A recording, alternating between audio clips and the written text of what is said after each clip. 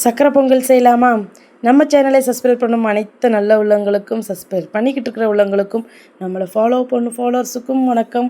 இன்றைக்கி என்ன நாள் அப்படின்னு பார்த்தீங்கன்னா, ரொம்ப மங்களகரமாக காலையிலே ஃப்ரெஷ்ஷப் ஆகிட்டு இன்றைக்கி சக்கரை பொங்கல் வச்சு சாமி கும்பிடுவோம். இன்றைக்கி பங்குனி உத்திரம்ல, எல்லோரும் அவங்கவுங்க குலதெய்வத்துக்கு கோயிலுக்கு போவாங்க. ஒரு சில பேர் உத்திரத்துக்கு போவாங்க, ஒரு சில பேர் சிவராத்திரிக்கு போய் சாமி கும்பிடுவாங்க.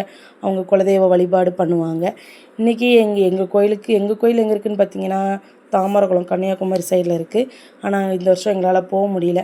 சரி, அடுத்த வருஷம் கண்டிப்பாக போயிடலாம் அப்படின்ட்டு இன்றைக்கி முருகனுக்கும் உகந்த நாள் அப்படின்ட்டு முருகனுக்கும் அபிஷேகம் பண்ணி, பால் அபிஷேகம், சந்தனாபிஷேகம், திருநூறு அபிஷேகம் வீட்டில் இருக்கிறத வச்சு அபிஷேகம் பண்ணி பிரசாதம் சக்கரை பொங்கலை படைச்சி நல்லபடியாக சாமி கும்பிட்டாச்சு. எல்லோருக்கும் முருகன் அருள் நல்ல விதமாக கிடைக்கணும் நானும் முருகன்கிட்ட வேண்டிக்கிறேன்.